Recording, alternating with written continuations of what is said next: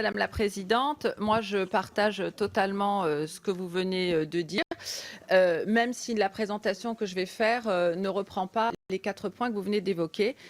Mais il est vraiment évident que sur ces questions d'asile et d'immigration, il est urgent de changer de paradigme. Je pense qu'il en va de l'unité nationale et de la paix sociale.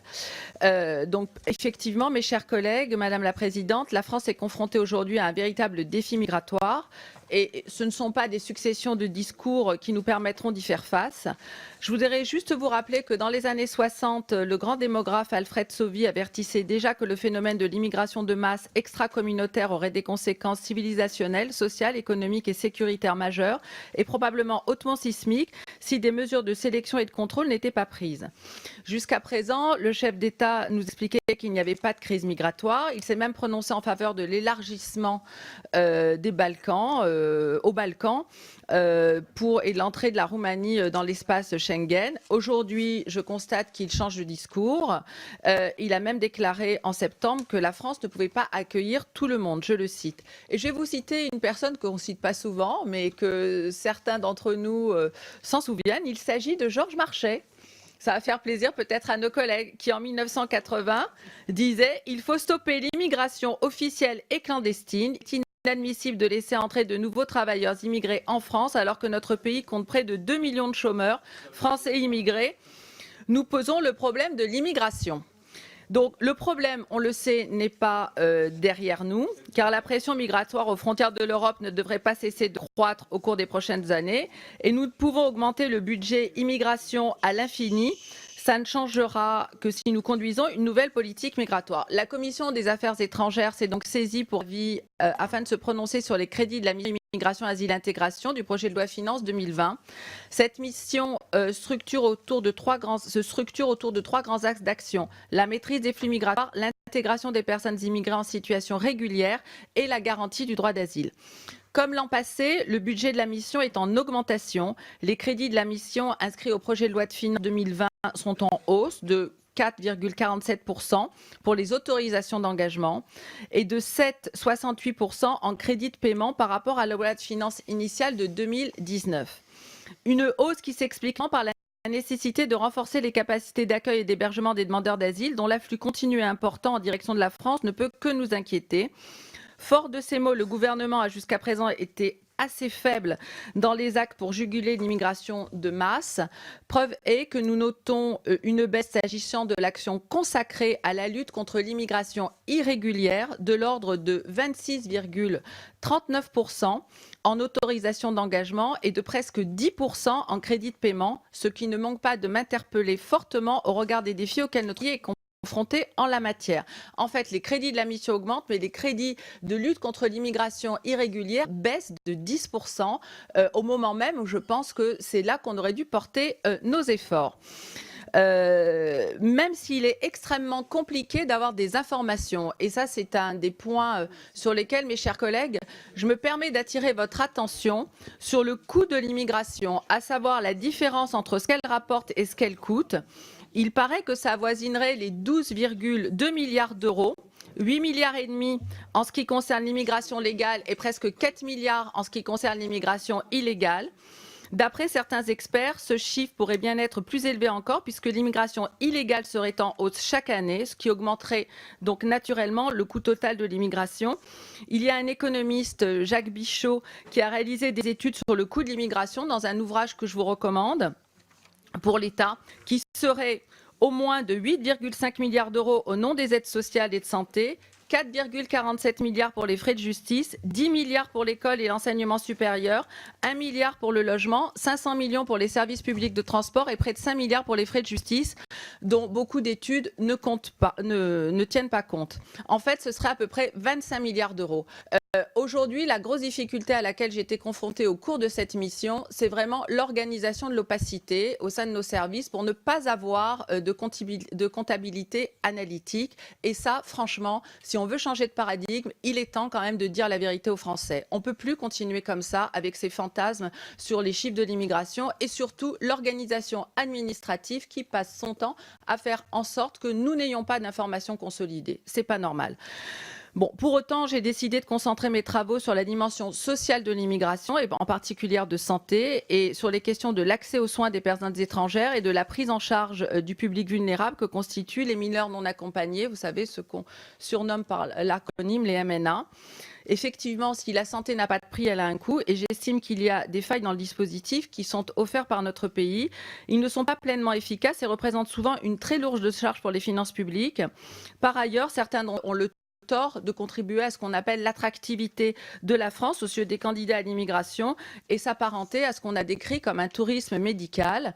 Et avant d'évoquer plus de détails sur le régime de protection sociale des étrangers en France, je voudrais qu'on fasse le point sur la situation migratoire actuelle en Europe et en France, parce que là aussi, la France a une position atypique.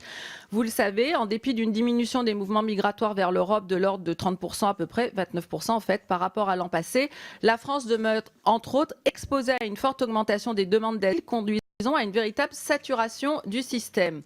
En 2018, la France a enregistré 123 000 demandes d'asile, ce qui est un record absolu, soit une augmentation de 22% par rapport à l'année précédente, qui était déjà extrêmement élevée. Et vous pouvez le constater dans les graphiques qui se trouvent dans le rapport. Dans le même temps, le nombre de demandes d'asile diminuait de 10% dans le reste de l'Europe. Cette diminution s'est illustrée en Italie, moins 58%, en Hongrie, moins 80%, en Autriche, moins 46%, en Allemagne, moins 17%. Nous, elle augmente de 22%. La France se trouve ainsi dans une situation totalement singulière vis-à-vis de ses partenaires européens en raison de deux phénomènes sur lesquels que j'ai détaillé dans le rapport. Les mouvements migratoires secondaires en provenance d'autres pays européens. En moyenne, 30% des demandeurs d'asile en France ont déjà déposé un dossier dans un autre État membre de l'Union et ne relèvent pas en principe de notre responsabilité. C'est ce qu'on appelle les dublinés. 30% de dublinés qui encombrent nos demandes d'asile. La part importante de demandes d'asile qui émanent de ressortissants de pays que la France considère comme sûrs, c'est-à-dire des pays dans lesquels les droits et libertés sont respectés. D'ailleurs, en 2018, les 5 principaux pays d'origine des demandeurs d'asile dans l'Union européenne sont la Syrie, l'Afghanistan, l'Irak, le Pakistan et l'Iran. Jusque-là, on arrive tous à comprendre.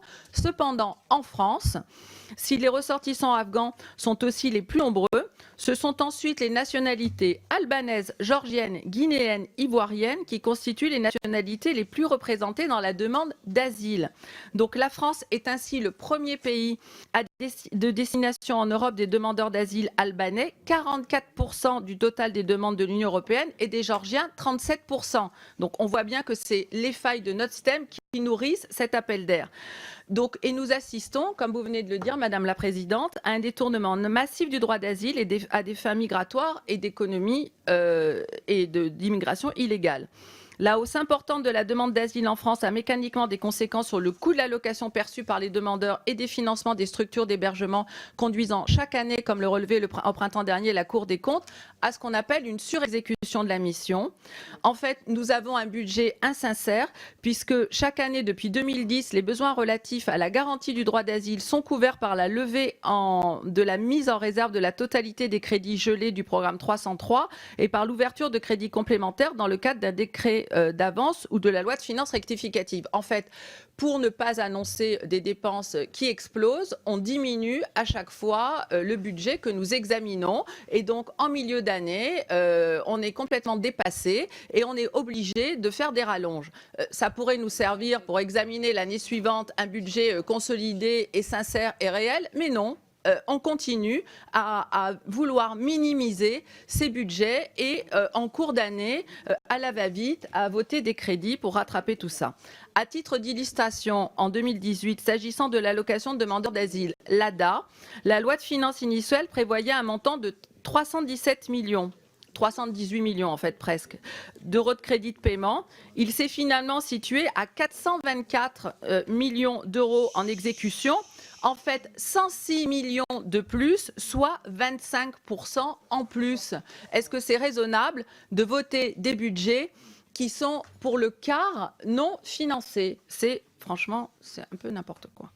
Bien qu'aucune solution politique satisfaisante n'ait été proposée à ce stade aux échelles nationales et européennes pour rejoindre ces deux phénomènes, l'ensemble des prévisions du gouvernement repose en 2020, comme l'an passé, sur une stabilisation de la demande d'asile, alors que vous constaterez dans le rapport, et vous verrez tous les graphiques, que pour les premiers mois de 2019, on est déjà en augmentation, je crois, de presque 20%. Donc il est bien évident que cette demande d'asile ne pourra pas baisser. Pourtant, on vote des crédits en diminution. On vous propose de les voter. Moi, personnellement, vous avez compris que je ne les voterai pas. Nous devons, je crois, avancer rapidement sur la question d'harmonisation à l'échelle de l'Union. Non, mais c'était pour le suspense, c'était pour que le suspense cesse. Une liste européenne commune de pays sûrs. Sérieusement, il faudrait qu'au niveau de l'Union européenne, nous mettions en place une liste européenne commune de pays sûrs qui devrait être élaborée et servir de référence unique à tous. Là encore, Madame la Présidente, nous nous rejoignons. La nouvelle Commission européenne devra, dans les plus brefs délais, apporter des réponses aux nombreux dysfonctionnements constatés afin que l'Europe puisse se montrer plus résiliente face aux flux migratoires sur la stabilisation des demandes d'asile. Moi, je propose même que cette liste, elle soit votée au Parlement, parce qu'il n'y a pas de raison qu'on ne se saisisse pas de cette question et que ce soit fait dans le secret des bureaux de l'OFPRA. Ce n'est pas possible aujourd'hui de se dessaisir de cette mission, surtout quand on siège à la Commission des Affaires étrangères. Je crois également que nous devrons soumettre chaque année la liste des pays. Bon, je viens de vous le dire. Si nous faisons preuve de lucidité compte tenu des dynamiques à l'œuvre en matière migratoire, il est évident que les prévisions du gouvernement se fondant sur une stabilisation des flux des demandeurs d'asile font preuve, encore une fois, d'une certaine naïveté. Tout à l'heure, j'employais le terme insincérité. Mais c'est une évidence quand on sait lire un graphique, quand on voit comment les choses évoluent. Une surexécution de la mission est donc de nouveau à craindre, alors que le système français accuse déjà une situation de saturation. Bref, on sait que ces budgets vont encore exploser. Concernant l'immigration illégale, puisque là, je viens de faire la présentation de l'asile. Il est bien sûr complexe de faire état des chiffres relatifs de l'immigration illégale. Certaines données permettent de se faire une idée de l'ampleur du phénomène.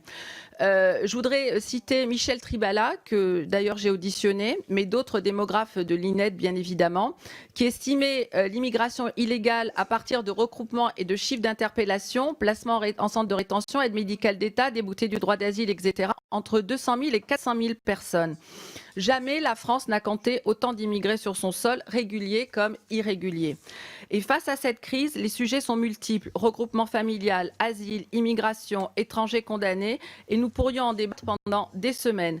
Mais à travers le rapport, j'ai souhaité insister sur le système de protection sociale des étrangers en France, l'aide médicale d'État, qui vise à assurer une couverture maladie aux personnes démunies qui résident en France en situation irrégulière, en poursuivant une triple logique humanitaire, c'est-à-dire donner accès aux soins des personnes fragiles, de santé publique, éviter la propagation des maladies, et économique, prévenir les surcoûts liés à des soins retardés et pratiqués dans l'urgence. De ce côté-là, je pense que nous sommes tous d'accord sur ces principes. Néanmoins, au regard de la hausse soutenue des dépenses d'AME, nous ne pouvons que nous interroger très fortement sur l'efficience d'un tel dispositif, puisque au 31 décembre 2018, plus de 300 000 personnes en étaient bénéficiaires pour un montant de dépenses de 848 millions d'euros. Mais on sait que c'est bien évidemment dépassé. Une évolution du dispositif apparaît donc plus que nécessaire. J'estime que l'AME devrait être fortement l'encadrer et se limiter à une aide médicale d'urgence, aide médicale ne couvrant que les soins urgents et vitaux, à l'instar de ce qui se passe dans d'autres pays d'Europe. Et à défaut, la prise en charge de soins particulièrement coûteux devrait à minima être soumise à l'agrément préalable des caisses d'assurance maladie ou de l'OFI. Mais on ne peut plus continuer le système tel qu'il est présenté aujourd'hui. La restriction de l'AME permettrait donc à l'État d'économiser près d'1 milliard d'euros par an, somme non négligeable à l'heure où le gouvernement n'hésite pas à procéder à des coupes budgétaires sur les dépenses sanitaires ou les retraites et à l'heure où l'hôpital est au bord de l'explosion. Et bien que le président soit décidé à ne pas supprimer cette aide médicale d'État, lui-même, une suppression serait ridicule. Il semble avoir pris conscience des excès qui y sont liés, puisqu'il compte réévaluer le panier de soins. Malheureusement, là aussi, comme je le disais tout à l'heure et je le déplore fortement, il n'existe aucun outil statistique permettant de connaître la répartition par nationalité, par âge et par maladie des bénéficiaires de l'AME. Donc on ne peut pas avoir des statistiques de santé publique qui seraient normalement, dont on doit absolument disposer quand on travaille sur un domaine comme celui de la santé et surtout la santé des plus fragiles, c'est-à-dire les personnes en situation irrégulière. Cet interdit dogmatique nous empêche de suivre au mieux les populations du point de vue migratoire et épidémiologique. C'est une opacité qui doit absolument cesser. Et je voudrais insister, mes chers collègues, pour vous dire qu'un tel outil n'a pas pour but de porter atteinte à la vie privée des personnes concernées, mais d'offrir des éléments statistiques pertinents. Aujourd'hui, on ne peut pas se priver de ces éléments statistiques. Là aussi, la transparence doit être de mise. Enfin, la PUMA, c'est-à-dire la protection universelle maladie. Aujourd'hui, vous savez qu'elle concerne toute personne qui travaille ou réside en France de manière stable et régulière, et elle peut bénéficier de cette prise en charge sans jamais avoir cotisé. J'insiste bien là-dessus. Elle bénéficie, donc les personnes qui sont éligibles à la PUMA bénéficient de la même prise en charge qu'une personne qui a cotisé toute sa vie. C'est le cas des demandeurs d'asile dès le moment où ils déposent une demande d'asile et pendant toute l'instruction de leur demande et encore une fois qu'ils ont été déboutés du droit d'asile comme 70% d'entre eux, une année supplémentaire. Je m'explique. La PUMA, c'est le droit commun. Donc, vous le savez peut-être, mais quand vous bénéficiez de la sécurité sociale, une année après la clôture de vos droits, vous avez encore droit à la sécurité sociale pendant une année. Comme les demandeurs d'asile sont dans cette fameuse PUMA, y compris lorsqu'ils sont déboutés, il n'y a personne qui va prévenir la caisse d'assurance maladie que cette personne est déboutée du droit d'asile. Donc, ils vont continuer à bénéficier de cette aide. Mais surtout, là aussi, comme ils ont le droit commun, ils ne sont pas identifiés en tant que demandeurs d'asile. Et là aussi, nous nous privons de données épidémiologiques. Nous ne savons pas comment et combien les personnes, pendant la durée d'instruction de leur dossier, bénéficient de soins. Quels soins, pour qui, quand, quel âge, etc. On n'en sait rien parce qu'ils ont un numéro. Je ne sais pas si vous connaissez la structure de votre numéro de sécurité sociale. Vous savez qu'il y a le sexe, l'année de naissance, donc 1 pour les hommes, 2 pour les femmes, etc. Et vous avez votre département de naissance. Pour les personnes qui bénéficient de la PUMA, c'est 99. Ça veut dire né à l'étranger, que ce soit parce que vous êtes né à Hong Kong, à Singapour, ou parce que vous êtes ressortissant d'un autre pays. Et c'est pareil pour les demandeurs d'asile. Qu'à l'issue de leur demande qui a abouti, ils bénéficient du droit commun, ça me semble logique, mais pendant la durée de l'instruction, c'est complètement aberrant qu'ils en bénéficient. Et c'est d'autant plus aberrant que 70% d'entre eux sont déboutés. Je trouve que c'est une injustice sociale et surtout un manque de transparence auquel il convient de mettre un terme, d'autant que, je vous le disais tout à l'heure, la décision de l'OFPRA n'est même pas communiquée aux caisses d'assurance maladie. Donc on voit bien comment l'asile est détourné. Et aujourd'hui, nous avons aussi un troisième dispositif. Ce troisième dispositif, il est unique au monde en matière de santé. Ce troisième dispositif, c'est la procédure étranger malade qui bénéficie aujourd'hui à 300 000 personnes. Personne au monde n'a cette procédure-là. C'est une procédure aujourd'hui qui est prise en charge par l'OFII. Parce qu'il y avait de tels abus qu'à un moment donné, il y a eu un rapport, enfin plusieurs rapports, notamment des rapports parlementaires qui ont dit que ce n'était plus possible de compter ces conditions. Et vous verrez dans le rapport des analyses très détaillées de la façon dont les choses se sont déroulées aujourd'hui. Aujourd'hui, ce dispositif semble maîtrisé par l'OFII, tant du point de vue sanitaire qu'humanitaire. Mais aujourd'hui, il est certain qu'il ne peut que renforcer l'attractivité de notre pays. Et je salue les réformes récentes qui ont permis à ce dispositif d'être moins dévoyé. Il y avait 44 000 demandes en 2018, 33 000 personnes vivant en France avec un... Aujourd'hui, il y a 33 000 personnes qui vivent en France avec un titre de séjour étranger malade. Donc, en plus de l'AME, en plus de la PUMA, nous avons cette procédure d'étranger malade. Aujourd'hui, je voudrais qu'on se pose la question du panier de soins. Qui est essentiel parce que c'est très important dans la lutte contre les filières organisées. Je voudrais qu'on se pose aussi les questions d'usurpation d'identité. Les questions de fraude documentaire sont absolument essentielles pour la viabilité de notre système. Je voudrais aussi qu'on accompagne mieux les pays d'origine et qu'on exige de la modernisation de leur état civil afin de lutter contre la fraude documentaire, notamment à l'identité, parce qu'aujourd'hui, le système tel que nous le connaissons n'est plus fiable. Je vous assure qu'il y a des pays de l'Union qui ont beaucoup moins de difficultés que nous par rapport à cette fraude à l'identité. Par exemple, on ne connaît pas la part des déboutés du droit d'asile qui, après avoir été déboutés du droit d'asile, retournent à l'AME un an après leur couverture à la PUMA. Aujourd'hui, aucune statistique ne nous permet de savoir quel est le parcours des personnes, alors que j'insiste, 70% les 95% des déboutés, je crois que c'est le chiffre, restent en France. Donc, ce serait normal de mieux connaître leur parcours. Enfin, s'agissant des mineurs non accompagnés, selon les chiffres du secrétariat d'État en charge de la protection de l'enfance, 10 000 personnes étaient reconnues mineurs non accompagnés. Au cours du premier semestre 2019, 12 000 jeunes ont été reconnus mineurs non accompagnés au lieu des 10 500 sur la même période en 2018. La tendance est donc très lourdement inquiétante. Les jeunes sont majoritairement originaires du continent africain, en particulier de l'Afrique subsaharienne pour presque 70% d'entre eux, 67%. Ils sont à 95,5% de sexe masculin. Et en France, vous le savez, les MNA relèvent de la protection du droit commun de l'enfance. C'est de la compétence des conseils départementaux qui ne sont plus aujourd'hui en mesure d'accueillir correctement ces jeunes et de supporter leur accueil et leur protection. Cette protection, je pense que ce sujet est d'une extrême gravité et que franchement, nos systèmes sont au bord de l'explosion. La faillite du dispositif en place engendre des coûts absolument exorbitants. La prise en charge des MNA est estimée entre 30 000 € et 40 000 € par an par MNA, sans compter les frais de santé, les frais de scolarité. Donc, juste pour les départements. Il y a une saturation des structures d'accueil dans les départements et un effet d'éviction vis-à-vis des autres mineurs protégés. Et j'insiste aussi sur l'épuisement des agents en charge de la protection de l'enfance qui aujourd'hui sont absolument à bout et de ce qui se passe aussi pour les mineurs, j'allais dire, traditionnellement, qui méritent notre protection. Aujourd'hui, cette confrontation, cette mise en concurrence n'est plus tenable, notamment pour les mineurs. Je vais vous prendre l'exemple de Marseille. Marseille est un des 3 départements où le nombre de mineurs non accompagnés a dépassé le chiffre de 1000 pour une année. Les étrangers non accompagnés représentent pour le département des Bouches-du-Rhône 25% des mineurs pris en charge au titre de l'ASE.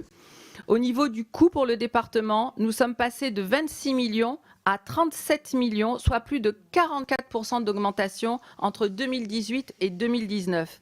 La prise en charge des MNA est extrêmement lourde et je ne vois pas pourquoi cette compétence est abandonnée au département.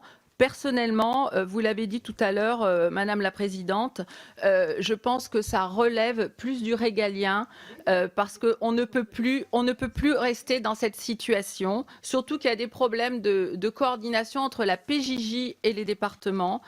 Et puis, il y a aussi des problèmes d'application du droit. Aujourd'hui, vous le savez sans doute, mais il y a plusieurs départements qui ont refusé de mettre en place le dispositif d'appui à l'évaluation de la minorité. Vous savez, le fameux fichier AEM, qui a pourtant fait ses preuves.